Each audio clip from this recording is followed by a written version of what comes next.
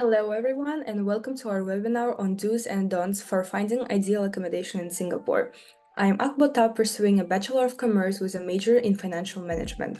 Here is a little about me. So in my free time, I love trying new food, traveling, spending time with friends, learning to play instruments, and watching movies and series on Netflix. And today, I'm excited to be your host. Before we start, let's review a few house rules. So the webinar will last about 60 minutes. We encourage you to join a few minutes early to ensure a prompt start. And we will begin and end on time out of respect for everyone's schedule. And the session will be recorded and made available on our Student Marketer LinkedIn page for those who wish to review it later or couldn't attend live. And now I'm pleased to introduce my co-host, Henry Chen. He will provide more details about today's webinar and introduce our esteemed speakers. Over to you, Henry. Okay, thank you, Abota. Hello, everyone. I'm Henry, and I come from Taoyuan, Taiwan.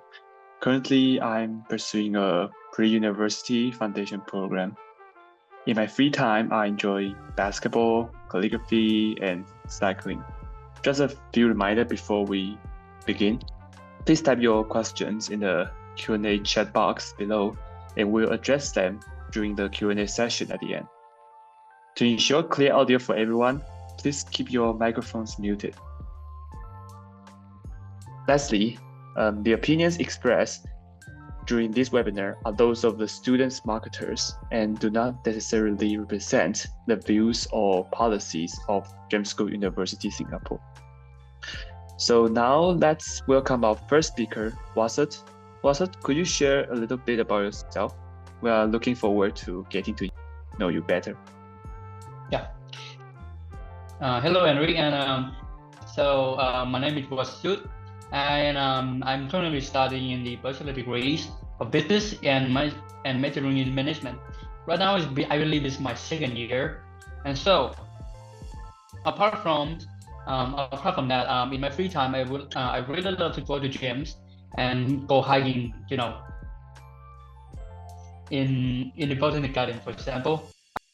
I'm a really big cat person, and apart from all of that, in JCU, I also really like to join the volunteer club and other club, for example, like Waski Club. And bro, today I'm really excited on sharing the insight about accommodation and tip that you can use. Thank you, Wasut. Now I would like to introduce our second speaker, Tomiris. She has some great insights about the do and don't of finding accommodation in Singapore. Please go ahead. Hello everyone, my name is Timiris Dedemurzaeva. I'm from Almaty, Kazakhstan, studying information technology. When I'm not bored in tech, I love reading and hanging out with my friends. I'm also big on volunteering and joining events. Today I'm here to share my own perspective and tips on finding accommodation in Singapore. Thanks all of our student marketers for the warm introduction. And before we jump into the debate, our audience would love to hear from each of us about their experiences. Can you think back and share the key factors that you considered when finding a place to stay here? And I feel like your insights will really help our audience. We could start with Henry. Okay, absolutely. The location was a top priority when I was looking for accommodation in Singapore. As a student, I really need a place close to my university while easy access to public transportation to save on commuting time and cost. I decided on a location near a major MRT station, which made getting around much easier. Additionally, I was keen on having amenities like supermarkets and restaurants nearby, since I enjoy staying active with activities like cycling, walking. Having access to parks was a big plus for me. Considering this factor helped me a lot for finding a place I really enjoy. Thank you, Henry. Now let's see what Wasut has about the factors that he hadn't considered when finding a place in Singapore. Yeah, thank you, Bota. So besides from the locations, that really important is budget, because you came here, you all might know already that living in Singapore can be really expensive, and it can be more than that in terms of finding the really good deals of accommodations. And apart from the budget, I think it is basically the vibe of the place that you be in, or like atmosphere and stuff, because it can ultimately just affect your mood, and ultimately just like lead to better or worse in terms of like friendship and also the academic performance. And like I recommend you to just like build a really good, if you can be in a place where the sense of belonging pretty strong, that can tremendously help you. Okay, thank you, Wasat, for sharing. How about Akbota? What were some key factors in your searching? Thank you, Henry. So as you guys already told, location was very important to me. Living close to the university made it easy to walk or have a short commute, especially during the exam weeks. And also a reliable internet connection was essential for my studies. So that was probably one of the key points that I included. And additionally, I looked for a place with a good environment, including a desk and good lighting. This might be the factors that I considered when choosing my accommodation. Okay, thank you, Akbota, for all of those sharings. It's fascinating to hear about the factors influencing your accommodation choices in Singapore. Let us also get to hear from our student marketer, Thomas, her view too. Yes, like many people, I consider location the most important factor when looking for accommodation. Additionally, I prioritize feedback and reviews. I research online and speak with current or former tenants about their experiences with the accommodation and the landlord. I also pay close attention to lease terms, checking the length of the lease, the required deposit, and any other fees or conditions. Moreover, I factor in additional costs such as utilities, internet, and other expenses not included in the rent. Thank you to Maurice and all our student marketers for sharing with our audience. And I'm sure our audience will find your experiences valuable as they navigate their own search. Now, let's move on to the main topic of today's webinar. We have 3 important questions to discuss, and I'm excited to hear everyone's insights. The first question is, what are some common mistakes to avoid when searching for accommodation? Let's hear from each of our speakers, starting with Henry. What are your thoughts? I think one frequent oversight is neglecting to clarify essential details with the landlord. It's crucial to inquire about the guest policy, understanding if you can have visitors and under what kind of conditions. Additionally, it's wise to discuss cooking permissions, such as how often you can cook and what qualifies as basic cooking. Another important point is to ask about any restrictions on laundry frequency and the usage of appliances like the air conditioner. Failure to address these specifics can result in misunderstandings and inconvenience as your tenancy progresses. And this is my opinion. What about Wasat? Could you share a little bit? Yeah, absolutely, Henry. So one thing that people actually get wrong is that they believe too much on the videos and all the photos that the landlord actually sent to you. Because even though like it showed a lot of angle of the room, yes, but the actual condition of the room is, you have to actually go and visit the place. And apart from that, like amenities and all the stuff that you guys already covered, is like you have to know exactly like what actually including in the context, what cannot use, what can be used, or even the toilet. That is one of the important thing as well. Thank you, Wasud, for adding to some of the crucial aspects. It is good to note, and let us hear from Tamiris. Thank you, Agbota. One common mistake, in my opinion, many people make when searching for accommodation is overlooking additional costs, which is especially important to note whether you're staying in a dorm, private housing, or any other type of accommodation in Singapore. While utilities and laundry are basic needs, they may not always be shared or included in the rent. It's crucial to inquire about these costs and any others that may apply to your situation. By understanding and factoring in all potential additional costs, you can avoid financial surprises and ensure that you can comfortably afford the accommodation you choose. Thank you to student marketers for sharing your valuable insights. To recap, we have learned about the importance of clarifying essential details with the landlord, checking for additional costs, reading reviews, and ensuring that what is discussed is reflected in the lease contract. These insights will help you make informed decisions and avoid common pitfalls in your accommodation search. Now, let's move on to our next question for further discussion. Yes, I believe our audience would like to hear more about our student marketers' perspectives.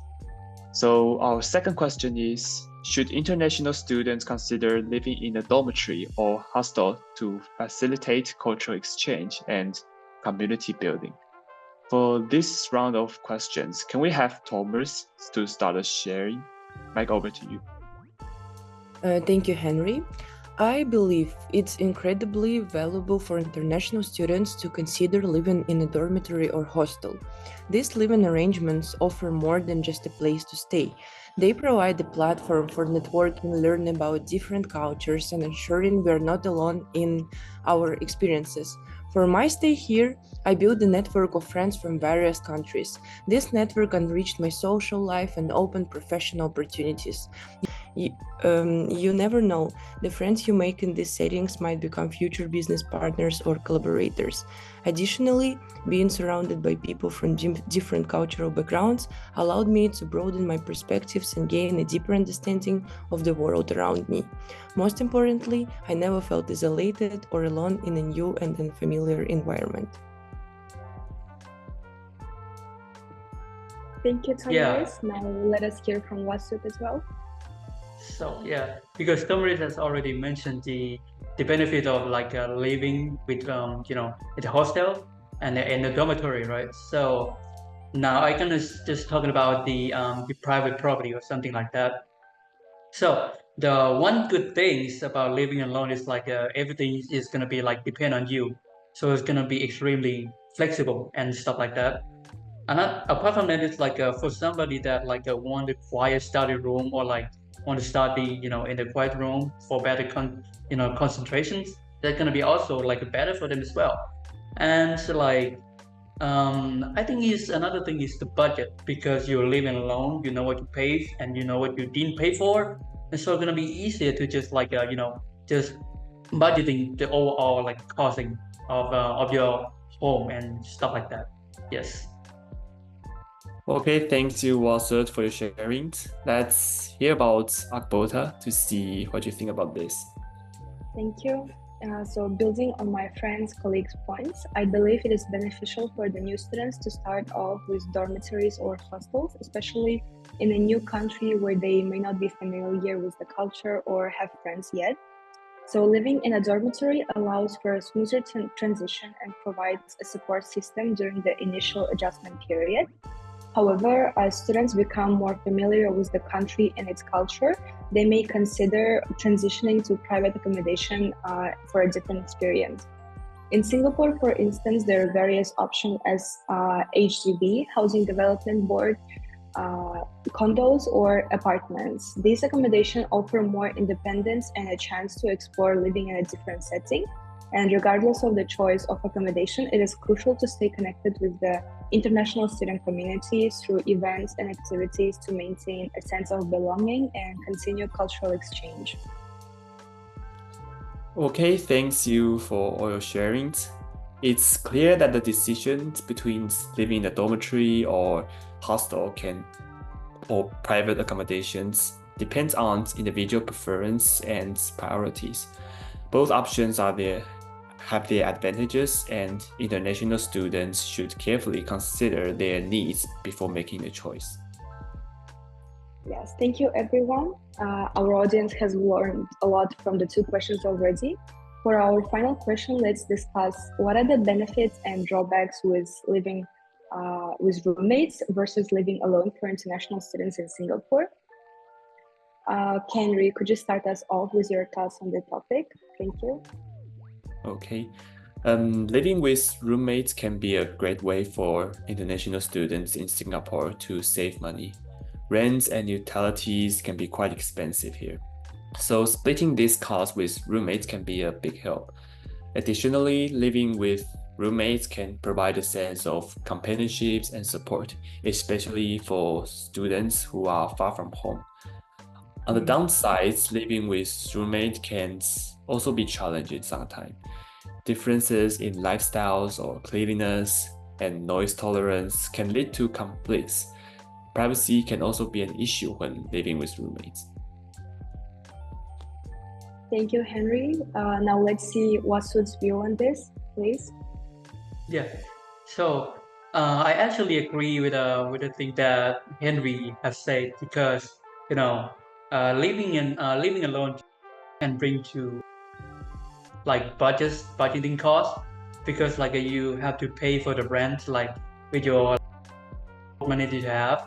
But if you live with somebody, you can just like divide it in half, and then just like just help each other pay the rent.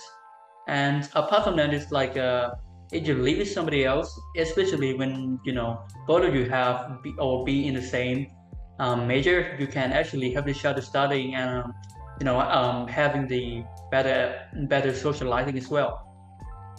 However, like a drawback that, and we have taught already, is like everybody have different lifestyle, and if you be together, you might gonna have the conflicts in that matter as well. And the final thing is like if you sometimes you just like you want to use the toilet, but your friend just still be in the toilet, and you have to wait for a long time for him to finish or something like that. Thank you, Wasud. We hear you. Let us also hear from Summaries. What is your take on this? Thank you, Akbota. To me, living alone can offer international students in Singapore a greater sense of independence and freedom. Students can create their own schedules and have more control over their living environment, which can be particularly appealing for students who value their privacy and personal space. However, living alone can be more expensive, as students would be responsible for all rent and utilities. Additionally, living alone can be lonely at times, especially for those who are far from home and don't have a built-in social circle. Okay, thank you guys for sharing your insights on the benefits and drawbacks of living with roommates versus living alone for international students in Singapore. It is clear that both options have their pros and cons, and the right choice depends on individual preferences and circumstances. And once again, thank you everyone for joining us today to discuss do's and don'ts for finding ideal accommodation in Singapore. Remember to consider location, budget, and amenities when finding accommodation in Singapore. Avoid mistakes like not reading your rental agreement or overlooking hidden costs. Consider the benefits of living in a dormitory for the community, but be aware of its limitations. And lastly, weigh living with the roommates versus alone based on your lifestyle. And start your search early and seek advice for a successful study experience in Singapore. Yeah, exactly, Abota. We hope you find this webinar helpful and informative. Stay connected with us through our Student Marketer social media page for more useful information and updates. Now, we would like to open the floor to any questions you may have. Please type your questions in the chat box and we will address them one by one.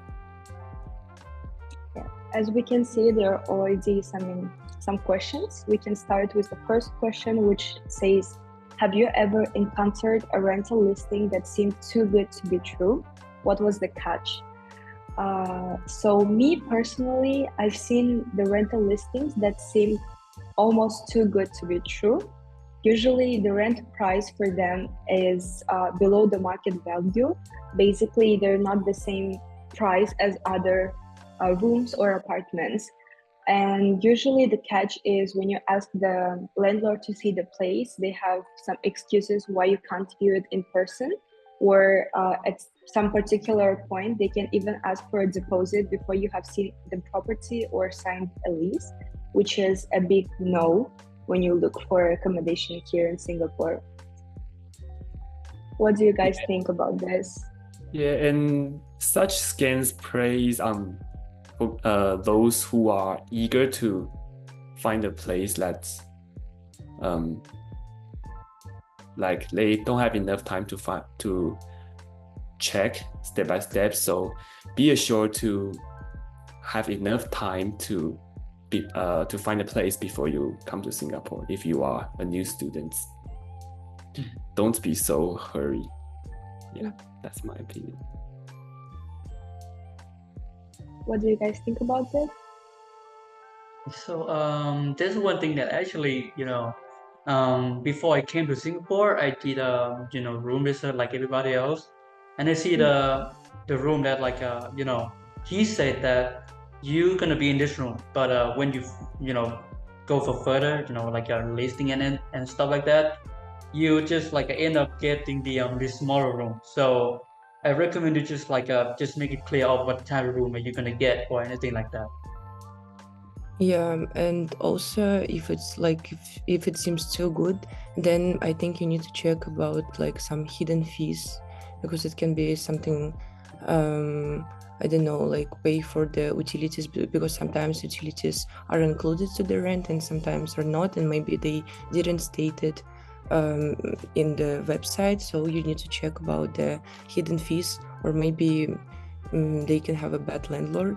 It also can be like that, so you need to check everything.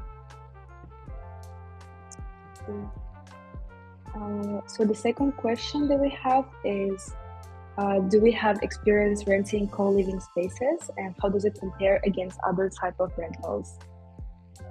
Personally, I have the experience of co-living. So co-living, they're usually more affordable and come with a built-in community, which can be great if you're new to a city or looking for a social environment. Personally, what I had was the benefits from the co-living. I had the flexible lease terms and fully furnished apartment, so I didn't have to worry about buying furniture or signing a long-term lease.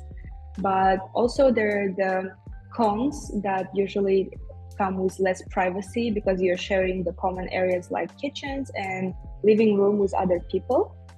And it can be a big minus for you if you prefer your own space and you're not comfortable with the level of interaction that comes with the co-living. But usually the traditional rentals where you have the own room with own bathroom, so you'll get more like privacy and space, but the cost of course is going to be higher. Yes, and also for me, when I just first time came to Singapore, for me I was surprised that you're renting only one room and you need to live like with some random people. But I was really shocked, like it was something like a cultural shock. But then I understood that it's a very good way, because then you don't feel alone. You can just you can become friends. You already can have like your first friends when you come here, because usually people are friendly. Usually people want to help you when they know that you are like a student and you just came to Singapore and etc. So I think that it's not that bad as we can think about it. So I think if you have an opportunity to live with people, like maybe with your friends, or even if it's random people, it's still okay, and you can get a very good experience from that. Okay, Yeah, so go ahead, man. well, so you can go first. Oh, okay. So, like Tomiris had mentioned before, if you live with somebody else, even though it's like you not came here and expect to live with them right away, so you may just gonna end up, make a lot of friends, or even live with each other like your family. And so one of the things is if you be together, you might be able to share the food if somebody cooks, or help each other out with somebody have or need the help in terms of a medical aid or something like that. You can help each other out in that way as well. Yeah, I think we can go to the next questions we received, and it's about, would you choose between the great location near school, or you prefer a spacious rooms that may be far from school?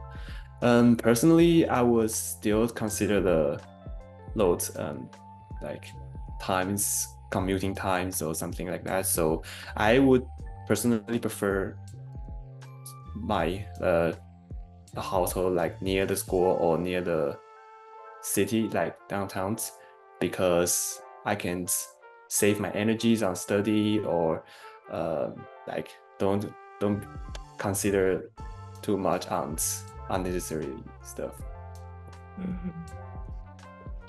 And What about also for this question, I can say that I also prefer the location near school because I had experience living very far away from uni. It's Pasir Ris. If you guys already search for the different areas of Singapore, you know that it's just the east side of the Singapore. And it's like 1 and more hour from uni, so it's not comfortable. And for you, I suggest to look for the accommodation near school if it's possible. Yes, like 40 minutes it's also okay, 45 minutes from school it's okay, but like 1 hour and more it's a lot. So you can search for the some like accommodations in Paya Lebar or Yunus or Kimbanan, etc. And yes, I think that if you have like if you choose between near location near school or spacious room, I think you need to choose the location near room or near school. I'm sorry. So actually for this type of question, it is always 50-50, but personally on my priority, location always wins. Because yeah, as you guys told, it is easier to commute to school, so you don't have to worry about the timing and everything. Also, it makes it easier to go to the classes. Yeah, but still the location outweighs the benefits of having a spacious room. Yeah, and so I have heard like all of you actually support the idea of like living near school, right? So I want to be like the other side. I'm gonna go and support the living quite far but not too far. I'm gonna say like around like a 45 minutes is gonna be like not too long, but like as well not too short as well. And so if you be there, you might gonna get a feeling like, okay, I just be here. This is my personal space, and it's gonna be easier for you to just like having this like a personal time and stuff like that. Or if you live with your family here, if you have the family here, you gonna feel better that way as well, right? Yeah. Okay, and so we go to the next question. Is about what's the biggest red flags to watch out for when meeting potential flatmates. Actually, it's almost impossible to know a new person's what he's gonna act when you live with him. So if you want to avoid this kind of problems, you just find a friends that you are familiar with. But if you like want to try to meet a new person, or that's you just have to have like proper communicating skills, and I don't think there's some problem that will be so serious and everything can be solved with proper communicating. Yeah. What about your opinions? Yes, I totally agree with you, because communication is the most important part, as you guys would be living together. So having a flatmate, a housemate, a roommate who is at the same level of, like the habits on schedules or expectations. But if nothing else would work together, it means you guys may have the opportunity for the future conflicts. So yes, the clear and open communication is very important for the living situation. Yes, I also think so. So we can move to the next question. And I think this question is pretty basic and all of our answers is going to be the same. Is there any legit platforms to source for accommodation? The main two ones that we usually search from is Property Guru and 99.co. these are the two websites, apps that are broadly used in Singapore to find either apartments or specific rooms. Yes. But there are also accommodation that our university provides. It is on our website where you can search from. You can see the other options, from co-living spaces to just like to the rooms. Do you have anything to add on? Yeah. Yeah, so apart from that, right, there's some other companies that actually like open their own official website. But if you want to search for this, it also, offer you a really, very good choice as well. Not too far away, and the condition of the room is, I can say, it's fantastic. True, yes. So one of the next questions that we can answer is, what is the most creative way to negotiate rent? From my personal experience, I have never tried to negotiate the rent, but I believe that one of the ways to do it will be offering the landlord to pay, like for a longer period of time. And maybe it can give you some discount, or even if you have the good connection with the landlord and agent, then they may also consider giving you some benefits. Yeah, and I think there's some other way, like you can like negotiate with your landlord or your co-living roommates, that you take some additional responsibilities for that benefits the landlord or your co-living roommates. For example, you can like doing more regular maintenance or like more cleaning task to like benefits them, that maybe they can offer you some like benefits for you. Yes, and in my experience, I had like a situation that we just said that we are students and we need a bit like help with our like with the price of the rent, because it was like a lot. Yes, and then we said that, and the landlord was super kind, and then he just like he said that he can make a discount for us, like $200 minus. Yeah, so it was very good for us. You can just try to say that you're a student and like the price can be a lot for you or something, and maybe it will work. Yes. So have you ever dealt with a bad roommates, guys? Because personally, me, I didn't have any problems with that. I also, because I'm renting all the apartments that I rented with my friends. Yes, so for me, like I don't have problems with them. But in my opinion, if there is a situation with a bad roommate, as we already told, the clear communication, and setting your boundaries with them, because still they're not your friends, they are at the same level of the flatmates, roommates, so there should be respect to each other. And now we move on to the question, what to look out for in tenancy agreement before you sign it. I think the most important parts are the rent details, the lease term, the security deposit, the main things, and repairs, because usually in the contract everything is written clearly. Sometimes the landlord covers the cost, sometimes the tenant covers the cost. Also the utilities and services, you have to check out whether you can bring any guests, the rules for restrictions, because there are specific rules about when to lower down your voice, like the noise, having pets, or like even smoking.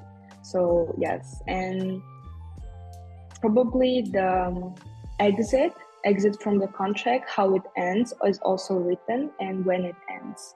These are, I think, the most important parts in the tenancy agreement. Yeah, maybe I think I will answer the next questions in about the best way to charm a landlord. Any tips on making a memorable first impressions? Yeah, indeed, it's really important to maintain a healthy relationship with your landlord. It will benefits your like further negotiation with him to like solve any problems you met.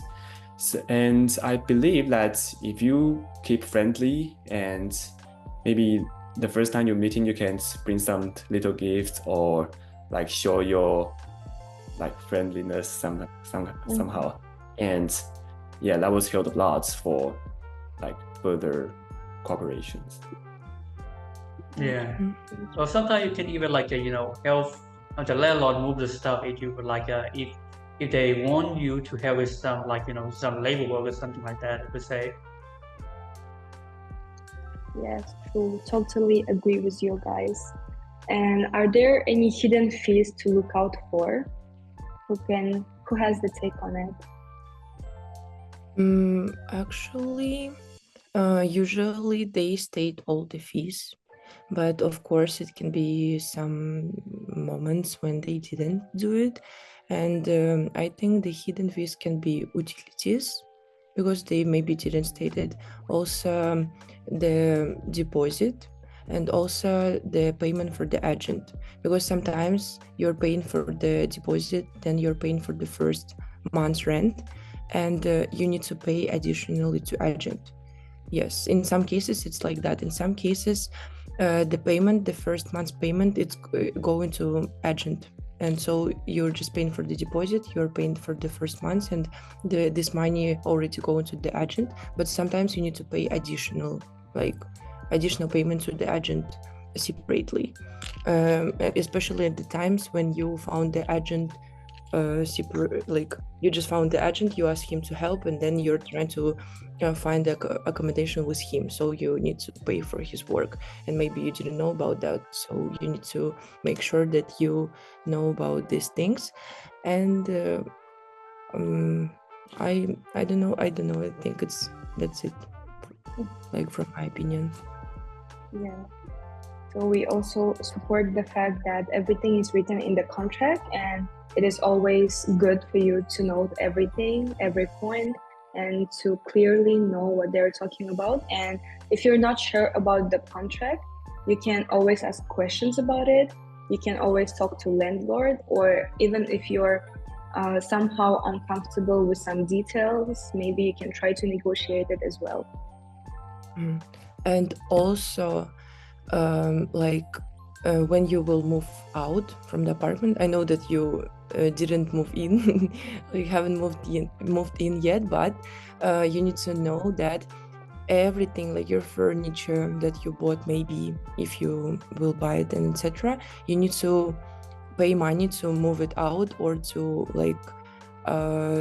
for example, to call the truck to put it to the trash or something. So you need to pay money for that. Also, you cannot leave all your furniture that you know that you don't need, like in the apartment, because the apartment should be clean, and only furniture that they had should be inside, not yours. Yes, you need to know about that also. Thank you. So one of the questions that we also received is, how do you deal with racist landlords? Is there any take on this, guys? Because from what I know, because Singapore is already a multicultural country, there are not so many racism going around, or specifically I haven't noticed it or experienced it. But if there's a situation where your landlord happens to be racist, I think you can start documenting the incident with the details and dates, or you can just talk about it to the landlord, saying that it is not acceptable for you, that you don't feel safe because of this behavior.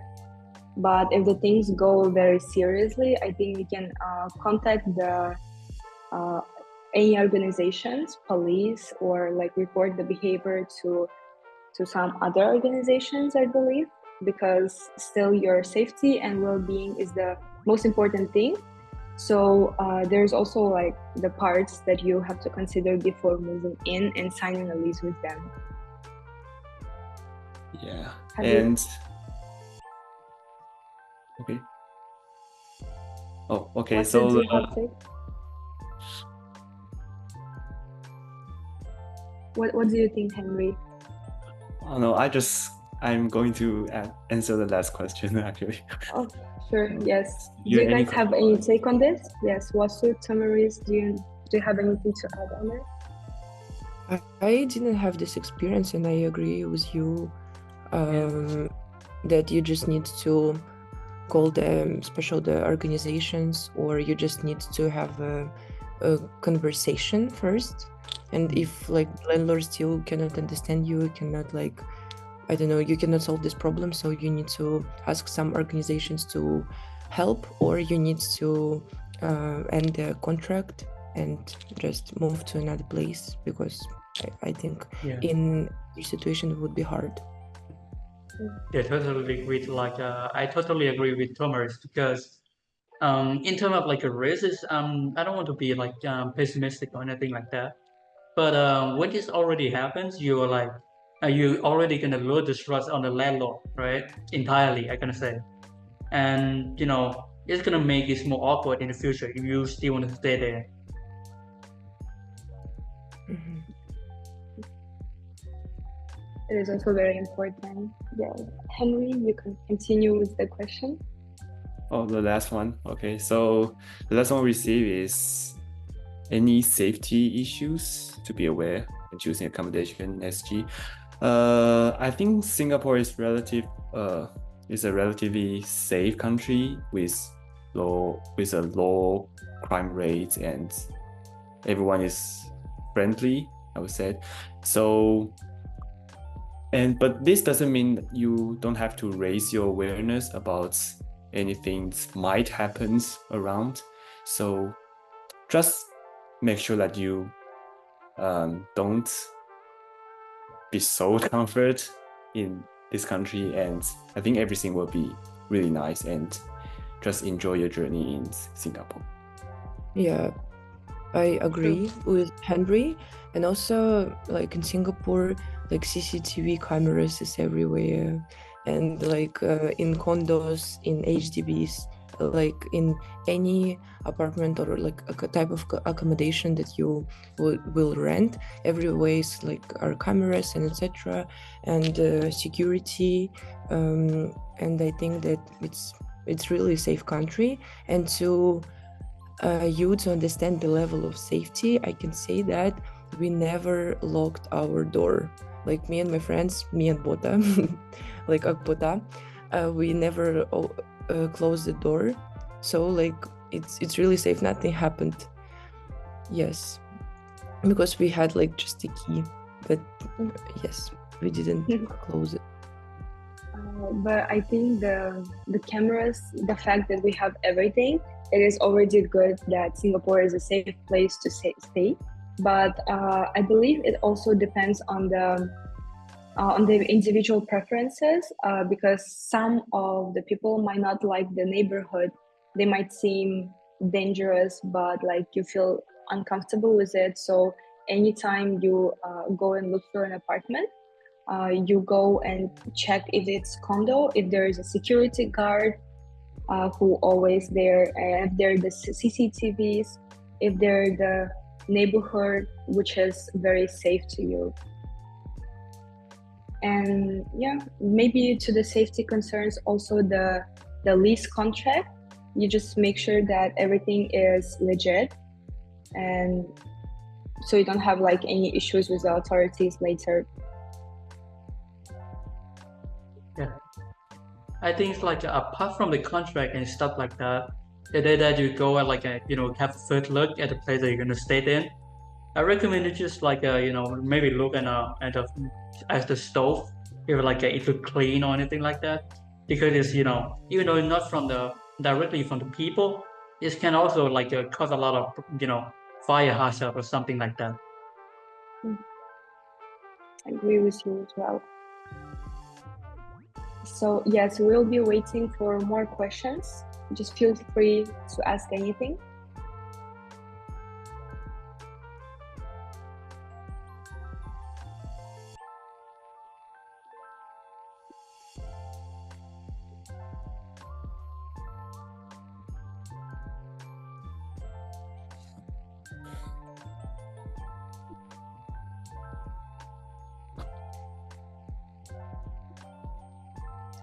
If there are no further questions, we will wrap up here.